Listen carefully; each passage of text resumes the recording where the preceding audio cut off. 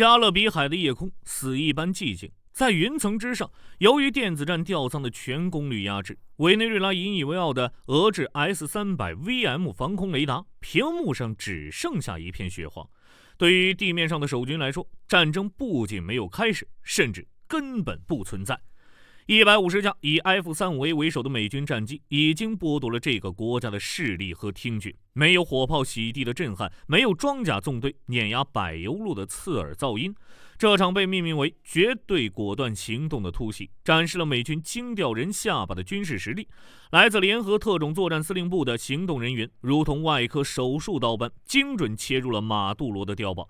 在加拉加斯，絕大多數市民還在睡夢中時，馬杜羅已經被打包送上了飛往美國的直升機。整個過程，美軍0傷亡、0戰損，48小時內戰鬥結束。這一夜震驚了整個世界，但對於4年前那個自詡世界第2軍事強國的俄羅斯來說，這場完美的勝利就像是一記響亮的耳光。它是一面鏡子，無情地折射出另一個邏輯相似卻結局慘烈的劇本。霍斯托梅爾的潰敗，為什麼同樣的斬首行動，一個成了教科書，而另一個卻成為了墓誌銘？在任何一發子彈出膛之前，勝負其實就已經在情報局的辦公桌上注定了。在火力軍復盤這2場行動時，發現了一個最核心的差別：俄羅斯的情報是為了取悅上級，而美國的情報是為了掌控戰場。讓我們把時間撥回2022年，看看俄羅斯聯邦安全局第5局的那幫精英們在戰前都幹了些什麼。根據華盛頓郵報披露的調查，在入侵前的最後幾天，這些本該去核實烏克蘭軍隊部署情況的 FSB 特工，居然在忙着聯繫基輔的房產中介。他們不僅預定了市中心的安全屋，甚至自信滿滿的指示他們在基輔的線人把備用鑰匙備好，我們要來入住了。這不是在準備打仗，這是在準備搬家，甚至是在準備度假。為什麼會這樣？這就涉及到了一個致命的體制問題——回聲式效應。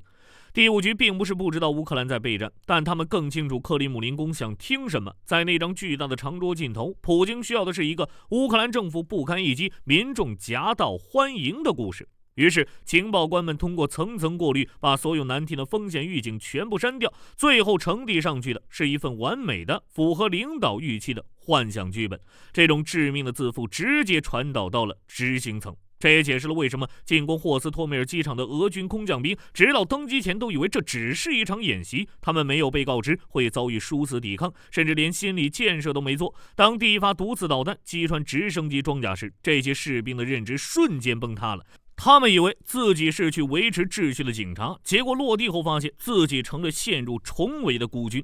現在讓我們把鏡頭切到2026年的委內瑞拉，同樣是面對一個長期敵對的政權，美國情報部門的做法完全不同。他們沒有把時間浪費在猜測馬杜羅會不會投降上，他們選擇了更直接的方式——買通。在絕對果斷行動開始前的幾個月，美方的情報網絡就已經駐控了馬杜羅的安保體系。通過長期的經濟制裁，委內瑞拉內部早已人心思变。美方並不是在猜測馬杜羅的位置，而是通過內部策反的關鍵人員，實時掌握了他的一舉一動。注意一個細節，美軍特種部隊突入馬杜羅碉堡時，並沒有遇到那種誓死方休的瘋狂抵抗。為什麼？因為很多關鍵節點的防禦者已經是美國部隊的自己人了。這是一場基於交易的情報戰，所以當美軍的黑鷹直升機降落時，他們面對的不是一個未知的迷霧，而是一個已經被標記的清清楚楚的沙盤。這就形成了最鮮明的對比：俄羅斯人帶着基輔公寓的鑰匙，幻想着能在陽台上喝着伏特加看閱兵，結果被現實撞得頭破血流，因為那是他們想象出來的世界。而美國人手裡拿的是馬杜羅地堡的門禁卡，是用真金白銀和利益交換來的通行證，因為這是他們交換來的现實。當情報變成了取悅權力的工具，戰爭就已經輸了一半。而當情報回歸到為勝利服務，勝利的天平其實早就已經傾斜。但有了情報還不夠，你還得把部隊送進去。情報解決了去哪抓人的問題，但這只是第一步，接下来也是最驚心动魄的一步，是如何把突擊队送進去，還要完好無損地帶出來。這就是現代戰爭的咽喉——空中走廊。讓我們回到霍斯托梅爾那條著名的跑道，在俄羅斯總參謀部的圖紙上，這裡本該是一場完美的機降閃電戰。按照劇本，第一波輕裝的空降兵搶占機場，緊接着18架滿載重型裝甲車和援兵的 I-176 戰略運輸機會像雨點一樣排隊降落。有了重裝備，這些精銳就能在1個小時之內直插基輔。計劃很完美，但俄羅斯空天軍似乎忘了一個最基本的常識：你得先把防空导彈給清理乾淨。現實是殘酷的，當俄羅斯的直升机群還在第聂伯河上空時，他們根本沒有取得制空權，甚至連最老舊的针式和毒刺单兵防空系統都沒有被压制。於是那18架承載着勝利希望的 I-176 運輸機飛到一半，發現前方不是坦途，而是密密麻麻的火網。為了不變成空中的巨大火花，他们在白俄羅斯上空無奈的掉頭返航。這一刻，勝利的天平其實已經塌了。地面上那些剛剛英勇奪取機場的 VTV 精銳，瞬間從獵人變成了獵物。沒有重型火炮，沒有坦克支援，甚至連撤退的路線都被切斷。他們只能拿着輕武器，絕望地看着天空，等待那永遠不會抵達的援軍。面對烏克蘭第4快速反應旅的重炮轟擊，這支俄羅斯最昂貴的部隊被困成了孤島。最終，霍斯托米爾機場成了他們的傷心地和墓誌銘。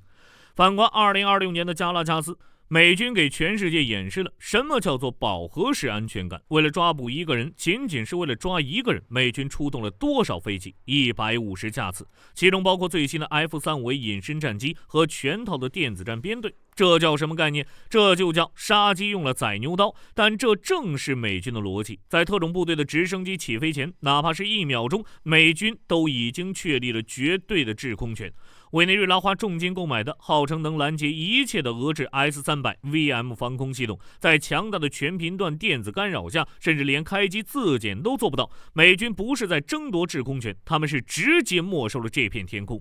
對於坐在黑鷹直升機裡的救援隊成員來說，這趟飛行枯燥的像是在國內轉機，但這正是職業軍人最渴望的枯燥，因為這意味着頭頂上有一把巨大的保護傘，替你擋住了所有的風雨。這就是兩個超級大國的底層邏輯差異。俄羅斯人想的是險中求勝，他們試圖在槍林彈雨中硬闖，賭敵人的防空導彈打不準，結果把精銳送進了绞肉機。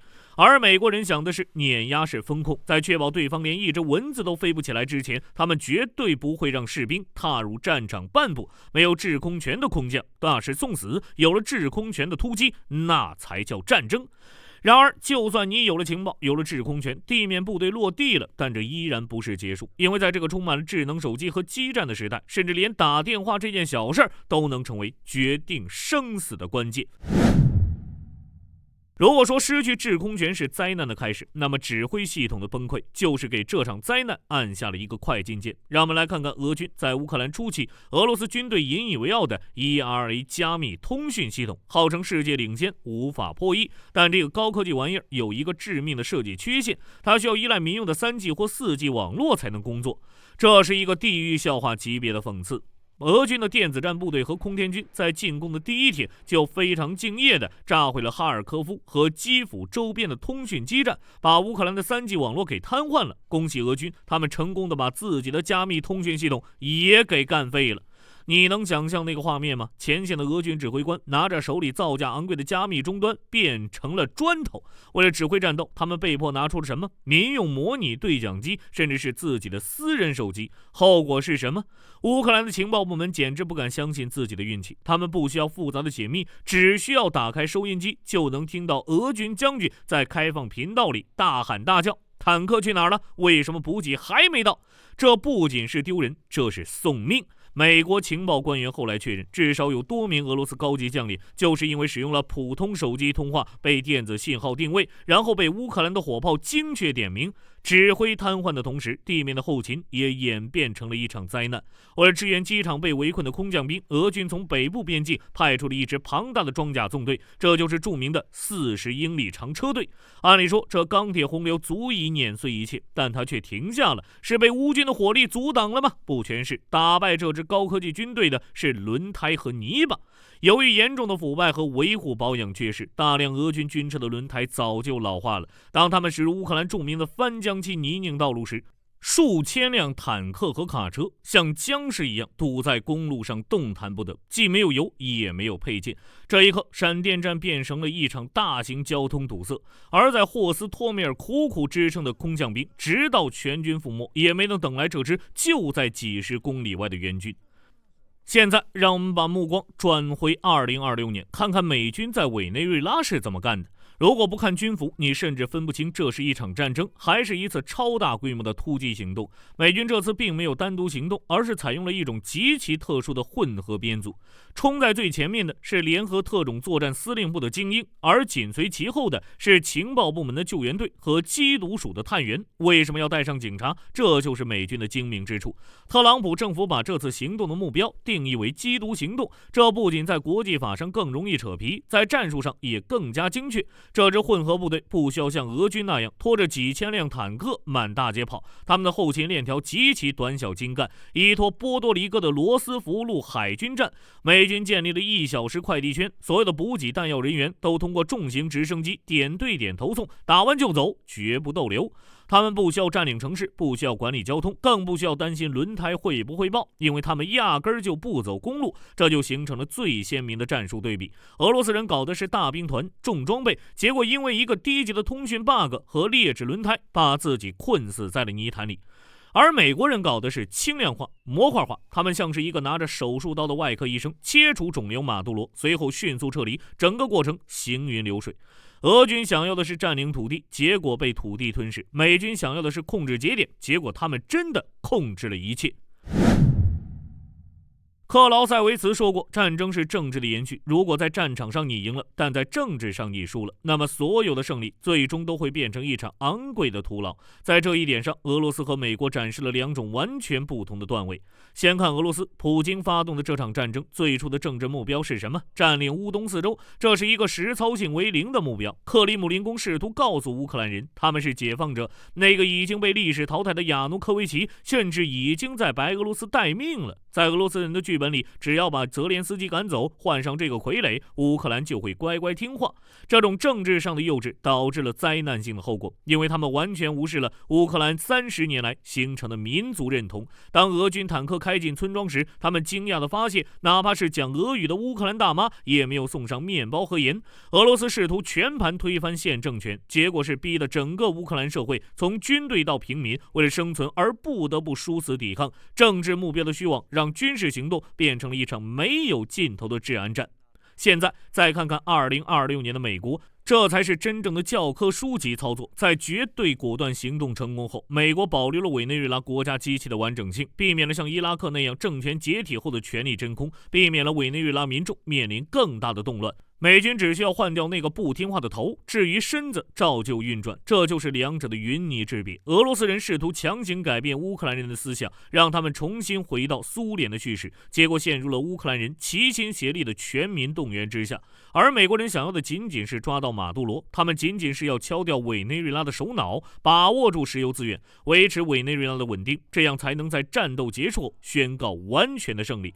俄羅斯輸在既要又要，既要領土又要人心，還要對抗整個北約，結果什麼都沒得到。美國贏在目標極簡，抓人、控制、迅速撤離。當俄羅斯還在為正義和歷史爭得面紅耳赤時，美國人已經把所有的問題解決掉了。這兩場行動的對比，給全世界所有國家畫出了一道新的門檻。未來的戰爭不再是簡單的鋼鐵對撞。如果你的情報系統只能產出馬屁，而不能產出真相；如果你的政治目標脫離了現實，再龐大的裝甲洪流也只不過是昂貴的廢鐵。感謝收看本期節目，這裡是火力軍。如果你喜歡這種硬核的復盤，請不要吝嗇您的點讚和訂閱。我們下期再見。